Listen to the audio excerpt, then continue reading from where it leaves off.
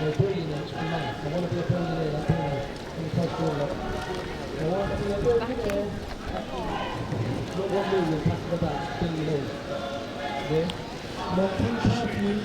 You want that last bag, mate? You want that one? You can have that one. There's one there as well, look. Hospital Court as Pride and Dignity stop the New World Order. Welcome to Panamo TV. Oh look, Christmas carols. You believe that? They're not lovely. Merry Christmas.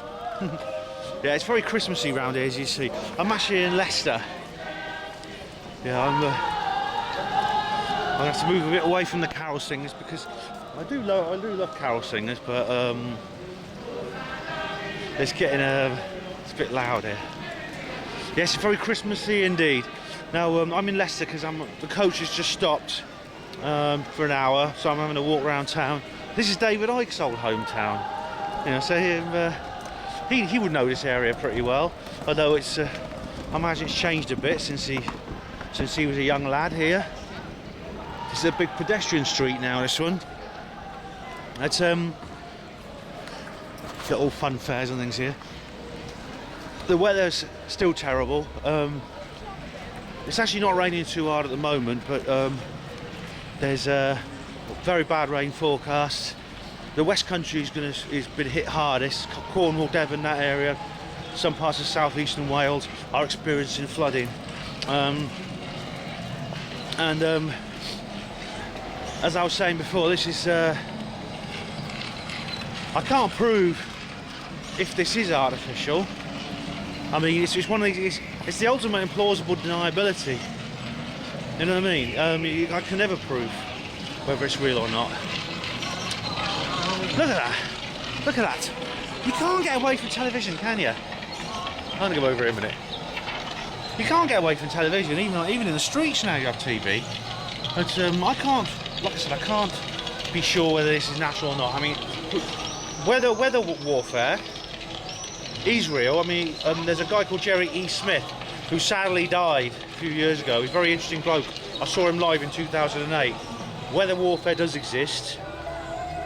Technology to control weather exists, and it's the ultimate implausible deniability because there's no way you can ever prove that it's being used. But what we are going to experience in the days leading up to Christmas Eve is torrential rain over the entire British Isles,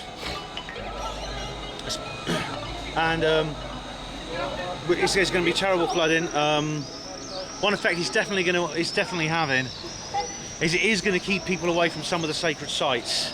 It is going to prevent outdoor hillside meditations, you know, walks, sky watches, things like that people were all planning on doing on the Mayan calendar changeover. So whether or not it's natural, I'm sure there's a lot of people in the elite, among the Illuminati, are going to be very pleased it's happening because well, it might put a dampener on the celebrations that are going to happen tomorrow. So we'll have to see what happens. But anyway, I say tomorrow. It is today in some parts of the world. It's about 2 o'clock in the. It's just gone 2 o'clock in the afternoon. So now several places, much of the Far East is now in the 21st of December. In Chatham Island, it's the early hours of the morning now. It's getting on for 4 a.m. It's about just after 4 a.m. which is around that time.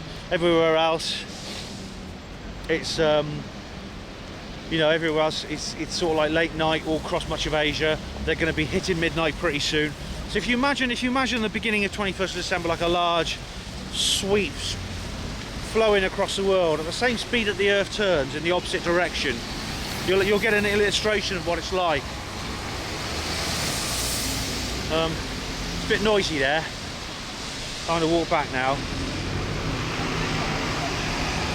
But it's I'm quite relieved to think I'm almost at Nottingham now. I mean, the biggest part of the journey's over. I'm heading towards Nottingham to be with us staying, and we're going to do our meditation at the 11:11 moment on the 21st, tomorrow morning at 11:11. By then it'll be it'll be 21st of December in almost every part of the world. If you imagine this sweep stretch going across the world clockwise, opposite to the direction that the Earth turns. Sorry, I'm just going to wipe the lens. What will happen is by then, you see, after Britain joins the 21st of December, it'll continue across to the Americas and eventually the Pacific. The last places on Earth to enter the 21st of December will be the Hawaiian Islands and some of the South Pacific Islands on the eastern side of the date line, and that will be at about midday tomorrow, so just after the 11 moment on GMT. Now, a lot of people, I'm ready for it all. We're gonna have candles. I'm not gonna film that, all right, because that's something very sacred. Go on, this reminds me of that film I made about Christmas music. You know, they're playing it here. They're playing it here. As I said, it's something I'm not going to film, but we're going to have candles arrayed out in the garden. We're going to do a meditation at the 11:11 moment. I'm all ready. I've got look at the T-shirt I've got. True World Order. That's one of my favourite T-shirts. You'll have seen me wear. That's the one I always wear when I'm on TV. You know, when I'm being interviewed on TV, like on Rich Planet and stuff like that. I always try to wear that T-shirt.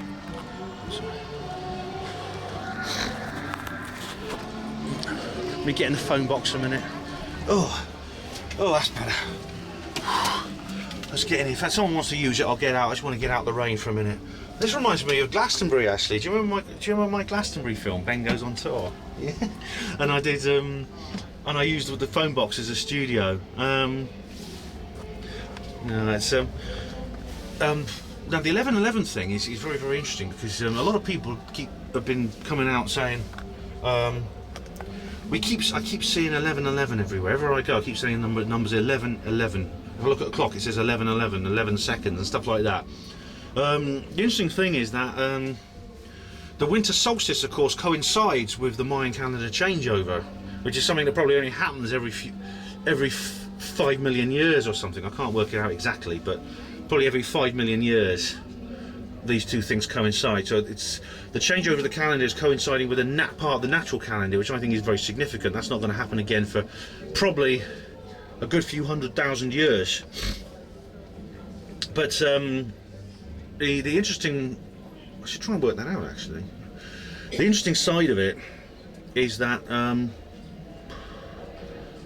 the winter solstice, it just doesn't just happen on a day. If you understand how the Earth turns, the Earth wobbles on its axis and it goes up that way and it goes back the other way, like I explained in the first 2012 film I did, the week to go one, and then it starts tilting back, and the exact moment it stops tilting in one direction and starts tilting another. It always happens on that day, but in this case it happens at the exact moment, and this moment is 11 minutes past 11. That's been confirmed by the US Naval Observatory.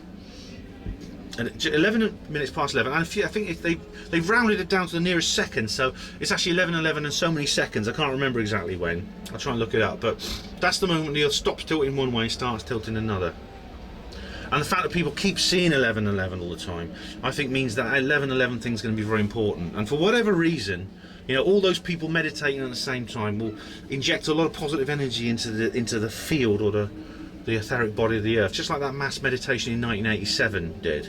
If you remember, if you ever watch What the Bleep Do We Know?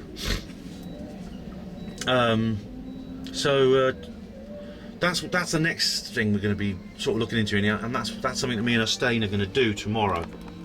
So stay tuned for the next exciting instalment of this video.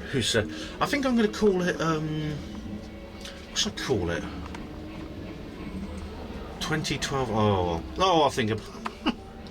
Thanks for watching. Hospital Porters, Pride and Dignity, Stop the New World Order.